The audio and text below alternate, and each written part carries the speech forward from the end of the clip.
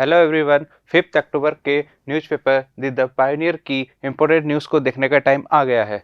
तो सबसे पहले इम्पोर्टेंट न्यूज़, एक बैड न्यूज़ जारी है उत्तराखंड के उत्तरकाशी से, जहां एक एवलांच देखा गया। एवलांच दरअसल एक डिजास्टर होता है। हम लोग डिजास्टर्स के बारे में पढ़ते हैं।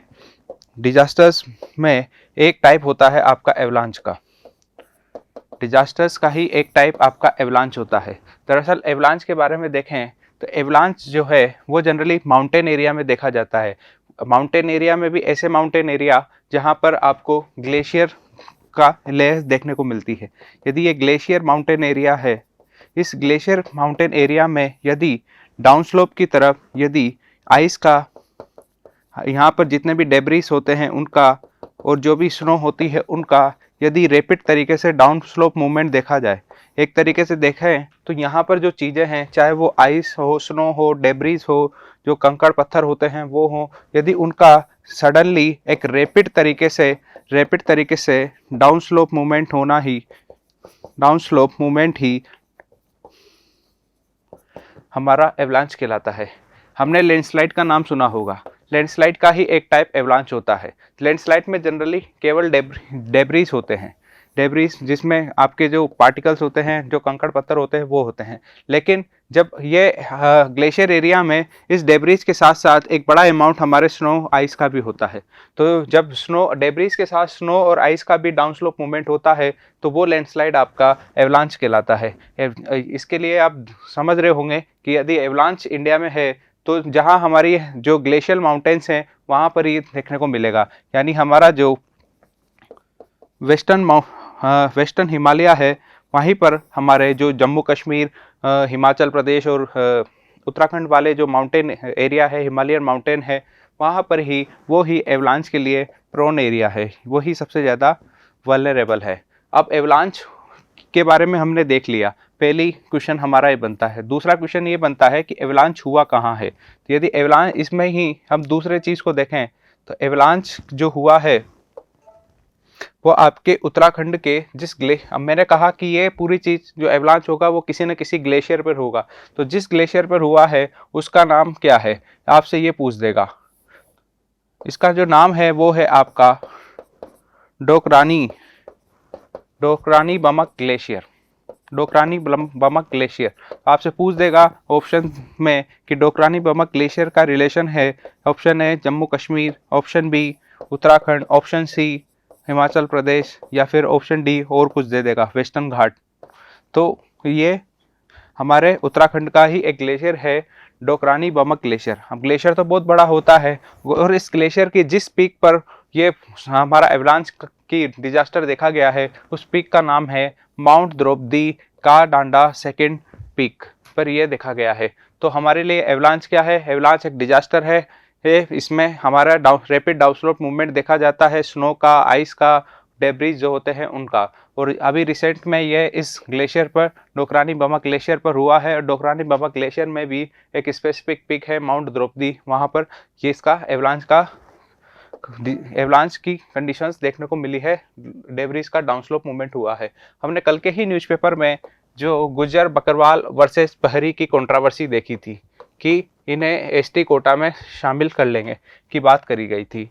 हमारे जो होम मिनिस्टर है उनकी विजिट हुई थी, जिसके बाद से ही मैं एक गुज्जर और बकरवाल और प्रहरी जो 3 कम्युनिटीज़ हैं, इन तीनों कम्युनिटीज़ के लिए जॉब कोटा जो है वो रिजर्व करा गया है। कहाँ पर? JNK में।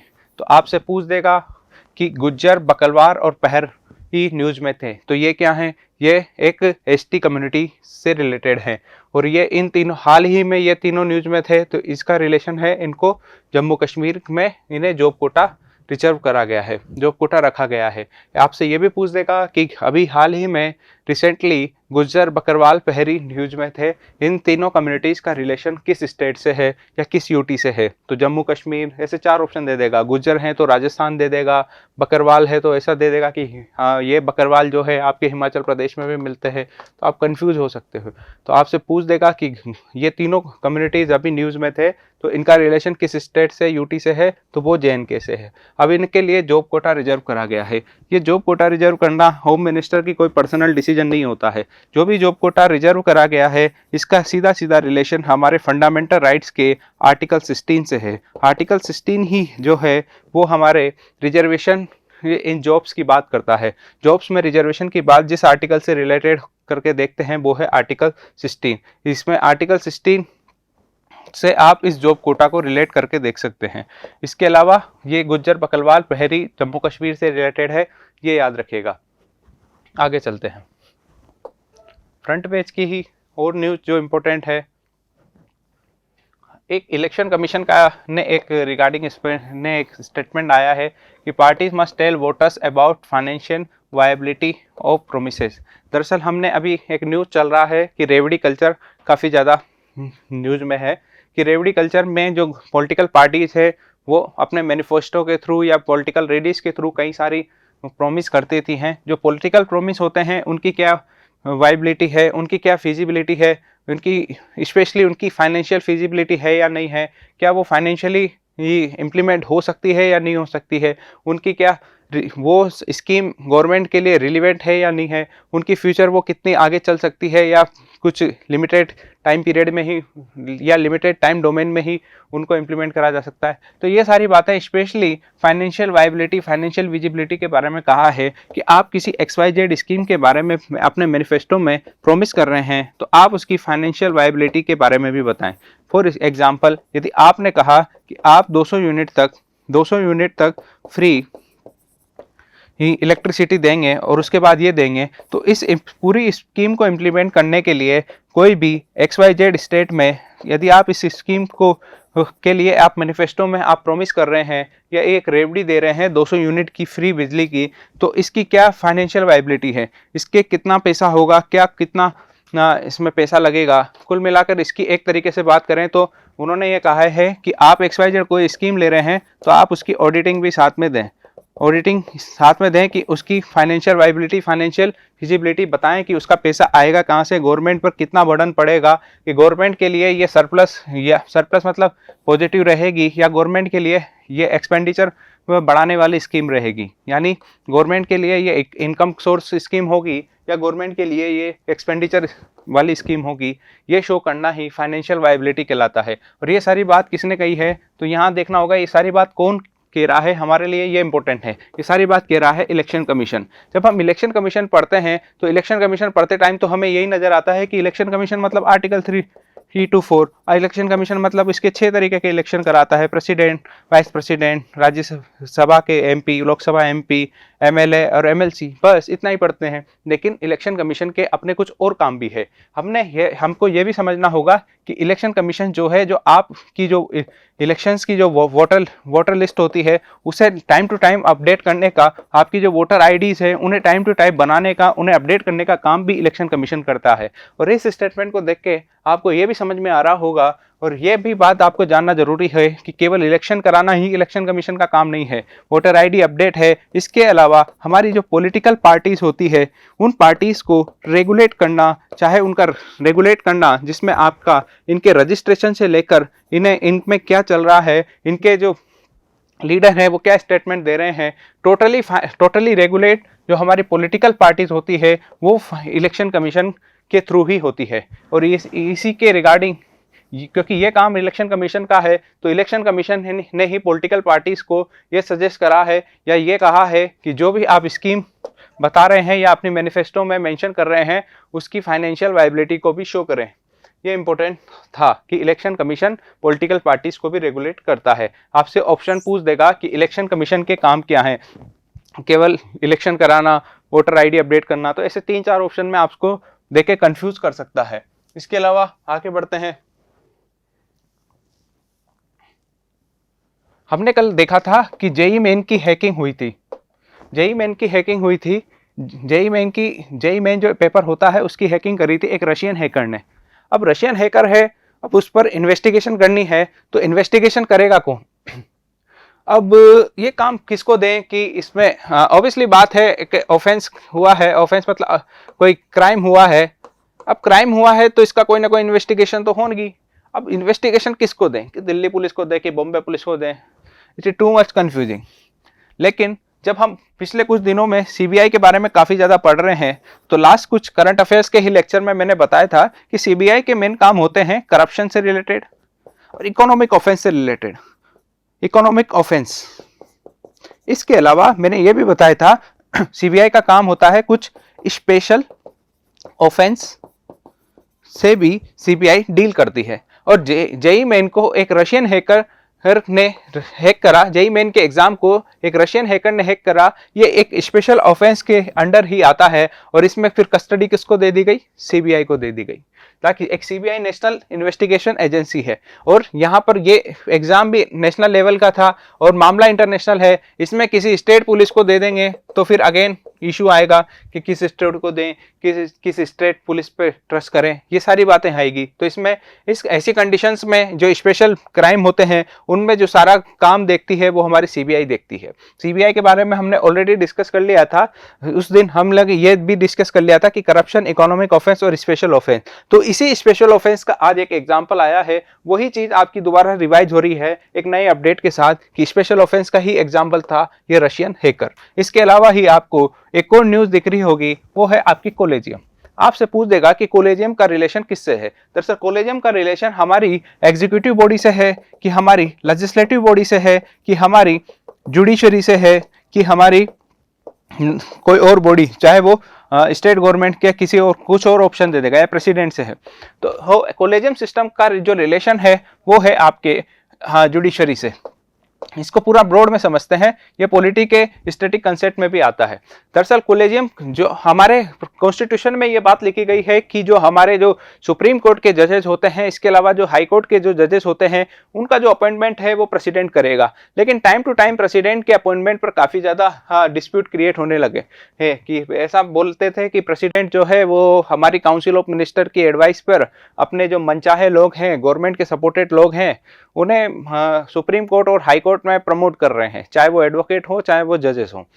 तो ऐसे में फिर डिस्प्यूट क्रिएट होने लगा, स्पेशली 1980s में, 1990s में, स्पेशली 1990s में, जब कोएलिशन गवर्नमेंट, जब हमारी सेंट्रल गवर्नमेंट भी कमजोर थी क्योंकि कोएलिशन गवर्नमेंट थी। तो ऐसी कंडीशन में जुडिशरी ने क्वेश्चन राइज करा कि ऐसा तो नहीं चलेगा, आप जो कर रहे हैं कि मर्जी पड़े जिसको भेज देते हैं। तो फिर जो सेकंड एक केस आया आपका, जिसको बोलते हैं सेकंड जज केस। सेकंड जज केस 1993 में एक नया सिस्टम एडॉप्ट करा गया, कॉलेजियम सिस्टम। और इसी कॉलेजियम सिस्टम के आने के बाद इंडिया वर्ल्ड की एकमात्र जुडिशियल बॉडी बन गई जहां जुडिशरी के अपॉइंटमेंट्स खुद जुडिशरी कर रही थी, यानी जजेस का अपॉइंटमेंट खुद जुडिशरी कर रही थी।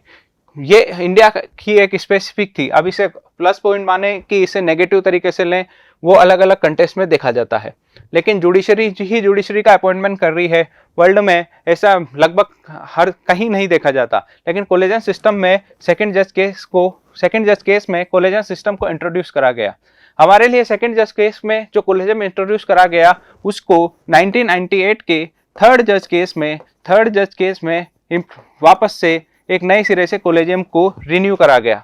उसमें कॉलेजियम सिस्टम, अब हमारे लिए थर्ड जज केस में जो कॉलेजियम सिस्टम रिन्यू करा गया वही आज तक एग्जिस्ट कर रहा है। अब जो वो कॉलेजियम सिस्टम क्या है, तो वो कॉलेजियम सिस्टम मेनली 3 तरीके के काम देखता है। पहला, सुप्रीम कोर्ट के जजेस का अपॉइंटमेंट। दूसरा, हाई कोर्ट के जजेस का अपॉइंटमेंट। तीसरा, हाई कोर्ट के जजेस का ट्रांसफर। तो मैंने पहला बोला सुप्रीम कोर्ट के जजेस का अपॉइंटमेंट। तो इसमें जो कॉलेजियम सिस्टम होता है वो ये है कि हमारे चीफ जस्टिस ऑफ इंडिया होंगे, इसके अलावा 4 मोस्ट सीनियर जज होंगे, जो सबसे ज्यादा सीनियर जज होते हैं वो होंगे। दूसरा, हमने कहा हाई कोर्ट के जजेस का अपॉइंटमेंट। तो हाई कोर्ट के जजेस के अपॉइंटमेंट में हमारे चीफ जस्टिस ऑफ इंडिया होंगे, इसके अलावा 2 मोस्ट सीनियर जज होंगे।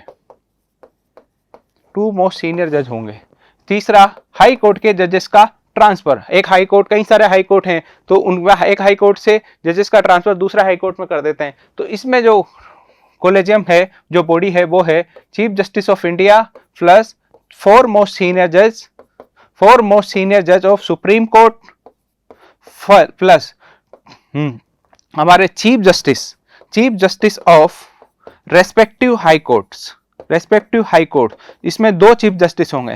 पहला कि जहां से ट्रांसफर करा जा रहा है उस हाई कोर्ट के चीफ जस्टिस, दूसरा जहां पर ट्रांसफर करा जा रहा है उस हाई कोर्ट के chief justice. For example Madras high court से किसी जज का ट्रांसफर बॉम्बे हाई कोर्ट करा जा रहा है, तो जो कोलेजियम इस जब इस पर डिसीजन लेना होगा तो इसमें सुप्रीम कोर्ट के इन 5 लोगों के अलावा इस मद्रास हाई कोर्ट के जो चीफ जस्टिस हैं और बॉम्बे हाई कोर्ट के चीफ जस्टिस हैं वो दोनों भी आएंगे। इस तरीके से कोलेजियम के 3 काम, तीनों के अपने अपने कोलेजियम के लिए एक बॉडी काम करती है, तीनों का स्ट्रक्चर अलग अलग है, थोड़ा थोड़ा डिफरेंस है। ये कोलेजियम सिस्टम था जो सुप्रीम कोर्ट के। अब इसमें कंट्रोवर्सी चल रही है कि सुप्रीम कोर्ट के जो मैंने बोला था जजेस हैं उनके अपॉइंटमेंट में कौन होता है, सीजेआई प्लस 4 मोस्ट जजेस। तो इसमें एक डिस्प्यूट चल रहा है सीजेआई और 4 मोस्ट जजेस के बीच में। देखो जब तक आप कोलेजियम ही नहीं जानोगे तो डिस्प्यूट को क्या जानोगे। अगेन डिस्प्यूट हमारे लिए इंपॉर्टेंट नहीं है, कंसेप्ट तो वो था हमने देख लिया। पायनियर का सेकंड पेज फर्स्ट पेज को ही आगे कंटिन्यू करता है, जैसे रशियन हैकर कोलेजियम सिस्टम, इसलिए और ये कि हम ओवरऑल देख चुके हैं। गुज्जर बकरवाल ऑलरेडी देख लिया है, political parties must tell voter already देख लिया है। आगे बढ़ते हैं। थर्ड पेज जो अगला पेज है वो नेशनल कैपिटल से है, दिल्ली की स्पेसिफिक न्यूज है क्योंकि ये हम दिल्ली एडिशन ले रहे हैं। यूएपीए के बारे में आया है, पीएफआई का। यूएपीए ऑलरेडी देख लिया था, अनलॉफुल एक्टिविटीज प्रिवेंशन एक्ट 1967, जिसके थ्रू जो भी अनलॉफुल एक्टिविटीज होती हैं जो कि हमारी नेशनल सिक्योरिटी को, हमारी सोवरेनिटी को, हमारी इंटीग्रिटी को वो इफेक्ट करती है, उन ऐसे मैटर्स में यूएपीए लगाकर जो भी एक्शन लेना होता है वो लिया जाता है। ये एडवर्टाइजमेंट है, इंपॉर्टेंट नहीं है। अगेन एलएसी की न्यूज आपसे पूछ देगा, एलएसी पे क्या हो रहा है, नॉट इंपॉर्टेंट, पर आपको ये पता होना चाहिए कि एलएसी है क्या। इसके अलावा एक टर्म होता है एलओसी। एलओसी हो क्या, एलओसी का है क्या, एलएसी है क्या, एलओसी हो के मतलब एलएसी है क्या और एलओसी है क्या। आपने ये इंडिया का मैप देखा होगा। ये यदि इंडिया का मैप है, आप इसको ध्यान से देखिएगा। इस मैप में आपको ये जम्मू कश्मीर वाला पार्ट है। नो डाउट हमको पता है कि जब इंडिपेंडेंस के ठीक बाद से ही ये वाली जो बॉर्डर है इस पर काफ़ी ज़्यादा अप एंड डाउन देखा गया। जो पाकिस्तान के जो लोग थे, मिलिटेंट्स थे, वो कहीं यहाँ पर मिलिट्री थी वो अंदर आ गई थी। इसके वजह से ही जो एक्चुअल बॉर्डर जो होनी चाहिए थी आपकी,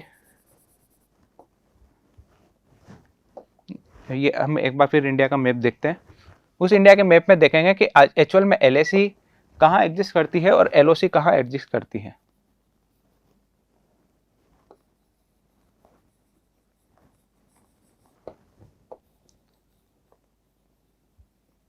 ये आपका जम्मू कश्मीर वाला इलाका। अब ये देखिएगा कि एक्चुअल बॉर्डर ये है इंडिया के मैप में, ये हमारा इंडिपेंडेंस का टाइम का मैप है। लेकिन इसके कहीं हमारी पाकिस्तान की जो मिलिट्री और मिलिटेंट्स हैं वो यहाँ पर हमारे यहाँ अंदर आकर घुस गए थे, और जो हमारी जो वॉर्स भी हुए थे पाकिस्तान के साथ, हमारे 2 वॉर हुए हैं, ये सब इसी से रिलेटेड है। एक्चुअल में जो हमारी मिलिट्री है वो इस बॉर्डर पर खड़ी नहीं होती है। दरअसल वो जो खड़ी होती है वो आपके कुछ इस यहां पर खड़ी होती है।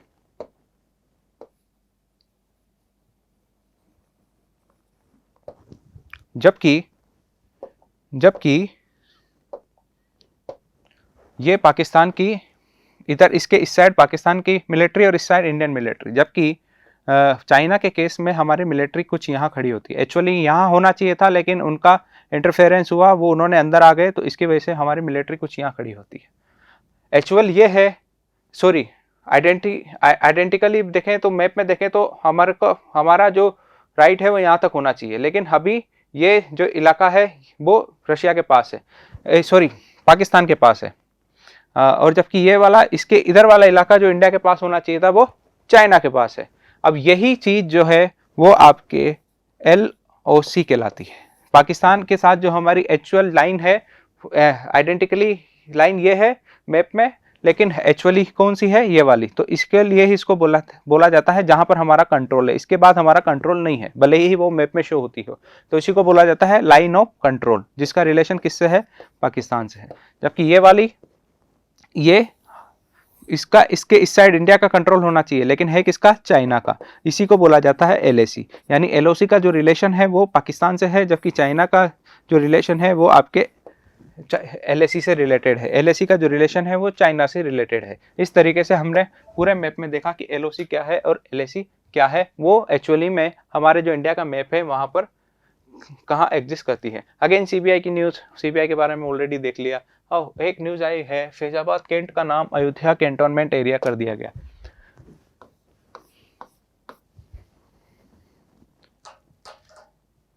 जब किसी हमने देखते हैं किसी सिटी का नाम चेंज करना हो तो फिर हमारा को जनरली देखा जाता है कि XYZ स्टेट गवर्नमेंट ने ऐसा नाम चेंज कर दिया। फॉर एग्जांपल जो यूपी का ही एक सिटी है मुगल सराय, उस मुगल सराय का नाम चेंज करके दीनदयाल उपाध्याय कर दिया।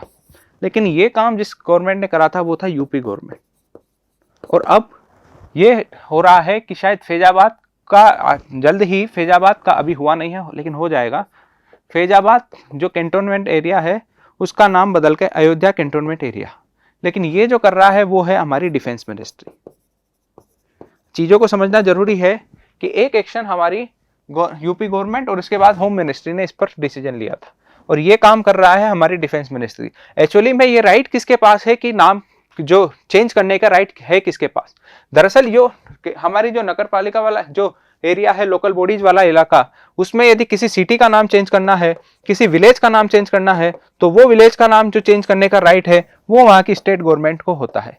जबकि आपको ये समझना होगा कि जो भी कैंटोनमेंट एरिया होते हैं वो सीधे सीधे हमारी डिफेंस मिनिस्ट्री के अंदर आते हैं। सबसे ज्यादा कैंटोनमेंट एरिया यूपी में ही है। उसी कैंटोनमेंट एरिया में एक फैजाबाद कैंटोनमेंट एरिया जिसका नाम बदलकर अयोध्या कैंटोनमेंट एरिया करना है, तो इसमें स्टेट गवर्नमेंट कुछ नहीं करेगा। जो भी कैंटोनमेंट एरिया है जो जिसको हम छावनी बोलते हैं, चाहे वो अजमेर का हो, चाहे वो नसीराबाद का हो, चाहे वो कानपुर का हो, चाहे वो अब फैजाबाद जो अब अयोध्या हो जाएगा जल्दी, तो ये जो इलाका होता है कैंटोनमेंट एरिया, ये डिफेंस मिनिस्ट्री के अंदर आता है। और ये पूरी चीज जो थी वो किस में लिखी गई है? कैंटोनमेंट एक्ट 2006 है। उसी के थ्रू जो कुछ एरिया ऐसा होते हैं हमारे जो इंडिया में, कई सारे एरिया ऐसे होते हैं जो वो सिटी के अंदर ही भी ऐसे एरिया हो सकते हैं उसको मिलिट्री के लिए रिजर्व कर दिया जाता है। और जो मिलिट्री के लिए जो रिजर्व एरिया हैं वो ही कैंटोनमेंट कहलाते हैं। अब जब ये मिलिट्री के लिए रिजर्व हैं तो ऑब्वियसली बात है ये डिफेंस मिनिस्ट्री के अंडर ही आएंगे।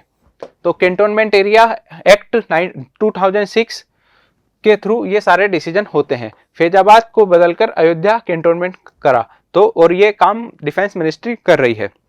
जबकि किसी सिटी या विलेज का नाम चेंज करना है तो वो काम स्टेट गवर्नमेंट करेगी। तो ये डिफरेंस समझना जरूरी था कि यहाँ पर स्टेट गवर्नमेंट ना होकर डिफेंस मिनिस्ट्री ऐसा काम क्यों कर रही है। दरअसल ये राइट जो है वो डिफेंस मिनिस्ट्री के पास ही है। Again national pharmaceutical pricing authority पर न्यूज आई है। इसने कुछ 40 नए ड्रग्स का प्राइस फिक्स करा है। तो ये बात तो आपको समझ में आ गई होगी, जो भी हमारे यहाँ हम जो दवा खरीदते हैं, जो ड्रग्स खरीदते हैं, उनकी जो प्राइस फिक्स करने का काम है वो जिस बॉडी को है वो है national pharmaceutical pricing authority. Again ये इंपॉर्टेंट एक क्वेश्चन तो ये बनेगा कि ये बॉडी कब से काम कर रही है, तो ये 1997 से ये बॉडी काम कर रही है। दूसरा, चूंकि ये ड्रग्स के प्राइस को फिक्स करने का काम है, उनकी मैक्सिमम जो प्राइस होती है MRP वो डिसाइड करते हैं, ये काम है। तो आपको फर्स्ट व्यू तो ऐसा लगेगा कि ये यदि ड्रग्स हैं, दवा हैं, तो ये बॉडी जो है वो मिनिस्ट्री ऑफ हेल्थ के अंदर आती होगी, मिनिस्ट्री ऑफ हेल्थ के अंदर आती होगी, लेकिन ऐसा नहीं है। सबसे इंपॉर्टेंट कंफ्यूजिंग पॉइंट यही है कि NPPA जो है उसका relation ministry of chemicals and fertiliser से है। Ministry of chemical and fertilisers के अंदर एक डिपार्टमेंट है, डिपार्टमेंट ऑफ फार्मास्यूटिकल।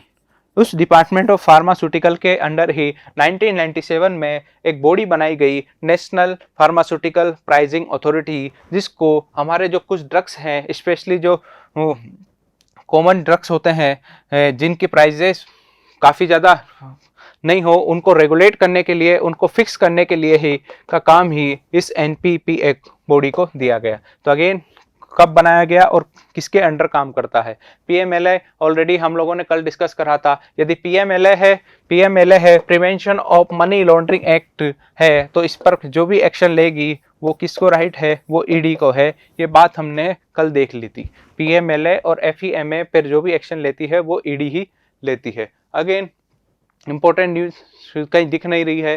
कांग्रेस की न्यूज है, कांग्रेस प्रेसिडेंट इलेक्शंस की, दुर्गा पूजा की न्यूज है।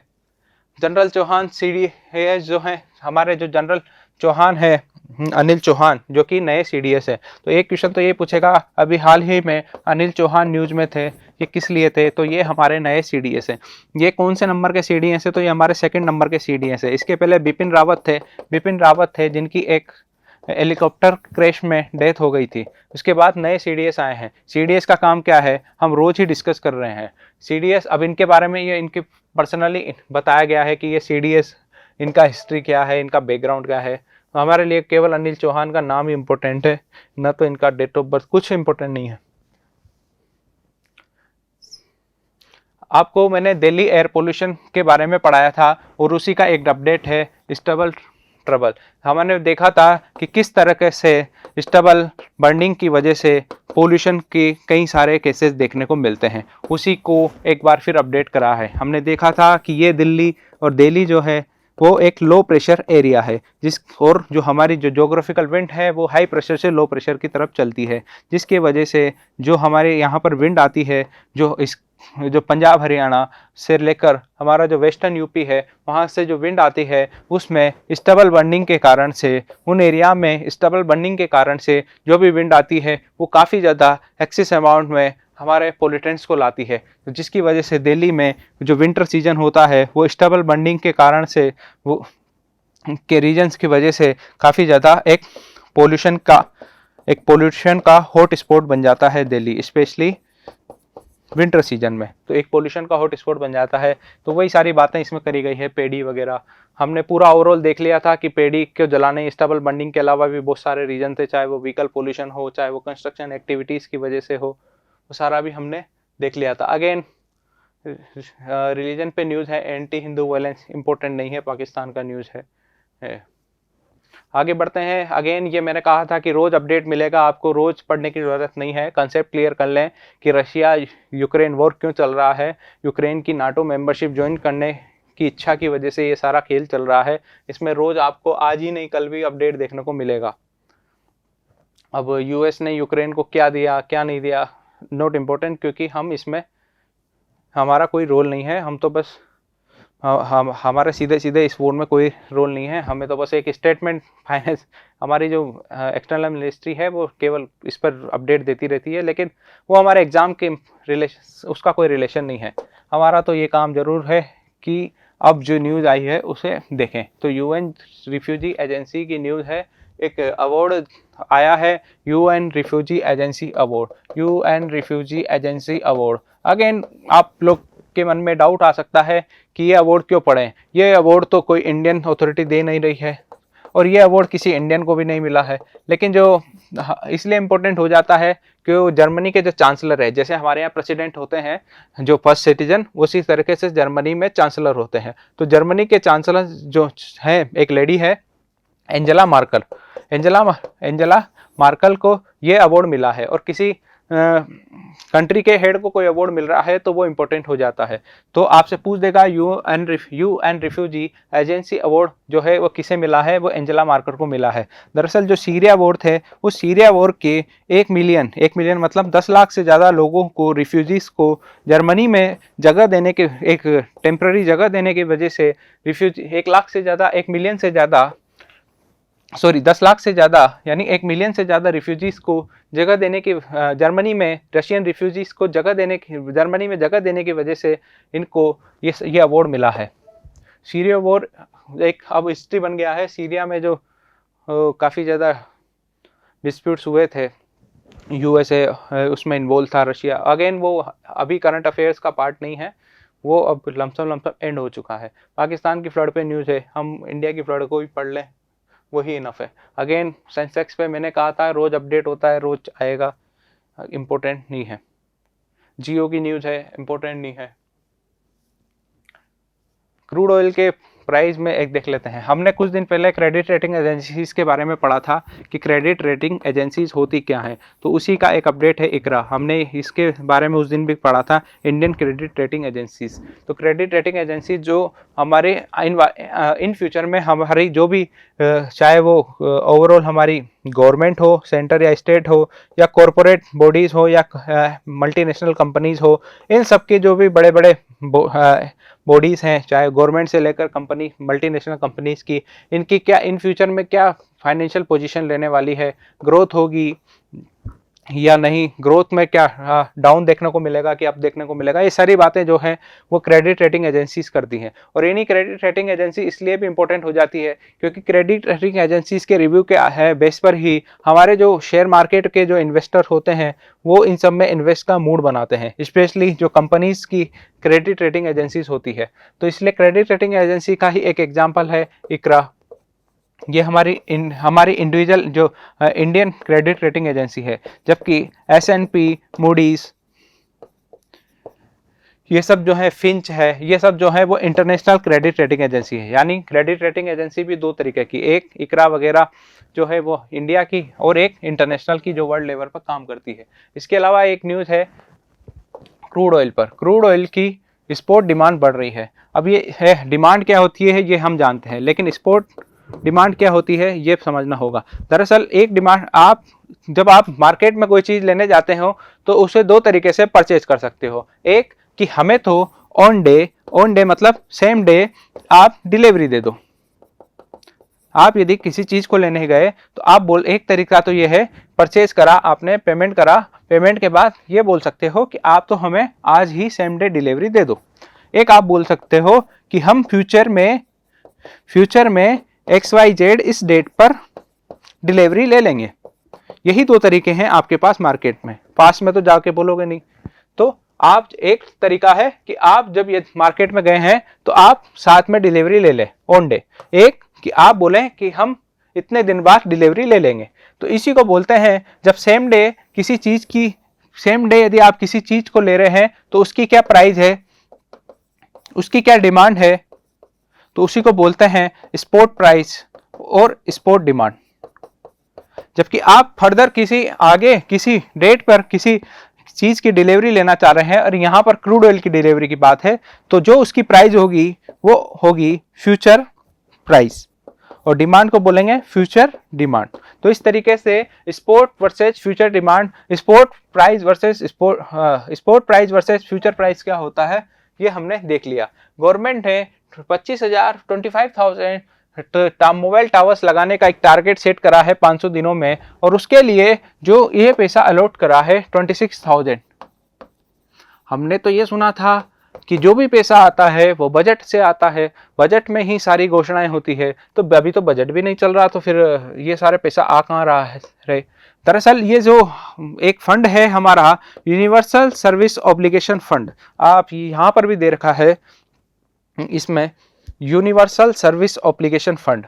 ये इसी फंड के जिसके थ्रू ही जो हमारा जो कम्युनिकेशन मतलब चाहे वो मोबाइल हो या फोन्स हो या इंटरनेट हो या ऑप्टिकल फाइबर हो, जो भी हमारे कम्युनिकेशन के जितने भी आइटम्स हैं, चाहे वो जितने भी आइटम्स हैं, उनका पेनिट्रेशन लेवल बढ़ाने की बात करी गई है। पेनिट्रेशन उनका बढ़ाने की बात करी गई है। फॉर एग्जांपल पेनिट्रेशन बढ़ाने की बात करी गई है तो इसका मतलब ये है कि यदि किसी एक XYZ किसी एक डिस्ट्रिक्ट में यदि अब तक 10 गांवों तक ही इंटरनेट फैसिलिटी थी तो उसे अब बढ़ाकर 100 गांव या 100% गांव इसमें कवर करना, यही चीज कहलाता है उसका पेनिट्रेशन बढ़ेगा, पेनिट्रेशन लेवल बढ़ाना। और इसी के लिए एक फंड क्रिएट करा गया है यूनिवर्सल सर्विस ऑब्लिगेशन फंड। जब आप किसी जो हमारी जो मोबाइल सर्विस कंपनीज हैं, जियो, एयरटेल, जब ये आपको कोई सर्विस देती हैं, आपने फॉर एग्जाम्पल रिचार्ज ही कराया, तो उस रिचार्ज का और जो भी सर्विस आप इनसे लेते हैं, चाहे वो नेट का रिचार्ज हो या नेट की कोई हो या ब्रॉडबैंड आपने लिया, हाँ, तो उसका जो भी चार्ज ये करते हैं उसका कुछ परसेंटेज जो है इन कंपनीज का वो यूनिवर्सल सर्विस ऑब्लिगेशन फंड में जाता है। इसके अलावा गवर्नमेंट खुद इसमें अपना पैसा लगाती है और एक फंड क्रिएट कर रखा है कि जो हमारे कम्युनिकेशन उसका लेवल बढ़ाने के लिए, उसका पेनिट्रेशन बढ़ाने के लिए ये फंड क्रिएट करा गया है। हमने बात करी कि ये हमारा कम्युनिकेशन का पेनिट्रेशन यानी उसका हमारे जो कम्युनिकेशन फैसिलिटीज है उसको एक्सपेंड करने के लिए ऐसा करा गया है। तो ये 25,000 नए मोबाइल टावर लगाना भी तो एक्सपेंड करने वाला ही काम है। तो इसके लिए भी क्या यूज करा गया, इसीलिए यूनिवर्सल सर्विस ऑब्लिगेशन फंड। हमारा जो भले ही डिजिटल इंडिया मिशन है, हम देख रहे हैं कि गांव हर पंचायत को अब ऑप्टिकल फाइबर से जोड़ा जा रहा है, तो वो सारे जितने भी हैं वो इस पेनिट्रेशन को ही बढ़ाने के लिए डिजिटल इंडिया मिशन के अंडर इसमें जो जिस फंड को यूज करा जा रहा है वो आपका यूनिवर्सल सर्विस ऑब्लिगेशन फंड है। आप यदि एग्जाम में बिना पढ़ के गाते हैं तो यूनिवर्सल सर्विस ऑब्लिगेशन फंड का रिलेशन किस मिनिस्ट्री से है, तो चूंकि ये कम्युनिकेशन से रिलेटेड है तो इसका रिलेशन आपके मिनिस्ट्री ऑफ कम्युनिकेशन से रिलेशन इससे बन जाता है। मिनिस्ट्री ऑफ कम्युनिकेशन का ये फंड है यूनिवर्सल सर्विस ऑब्लिगेशन फंड। सीधे सीधे कुछ समझ में नहीं आ रहा, यूनिवर्सल सर्विस ऑब्लिगेशन फंड यदि आपको 4 मिनिस्ट्री का नाम देते तो आपको इस क्वेश्चन को छोड़ने के अलावा या तुक्का लगाने के अलावा कोई आपके पास चॉइस नहीं है, क्योंकि इसमें कहीं कम्युनिकेशन का जिक्र नहीं करा गया। इसलिए ऐसी चीजों को पढ़ना जरूरी हो जाता है। और इसमें मिनिस्ट्री ऑफ कॉमर्स का हमारे कम्युनिकेशन आइटम्स का कम्युनिकेशन की जो फैसिलिटीज हैं उन्हें एक्सटेंड करने का, उनका पेनिट्रेशन बढ़ाने के लिए ये फंड है, जिसमें पैसा खुद हमारी जो मोबाइल सर्विस कंपनीज हैं ये देती हैं। इसके अलावा गवर्नमेंट इसमें पैसा लगाती है। ये हमारी आज की कुछ इकोनॉमिकल न्यूज़ थी। इसके अलावा स्पोर्ट्स न्यूज़ है। अगेन इंडिया का कोई ऐसा अपडेट नहीं है। इंडिया वर्ल्ड कप की न्यूज़ है, आगे देखेंगे इसको एक साथ। ये पूरा स्पोर्ट पेज था। यहीं पर ही ये आज का न्यूज़पेपर खत्म होता है। Thank you very much.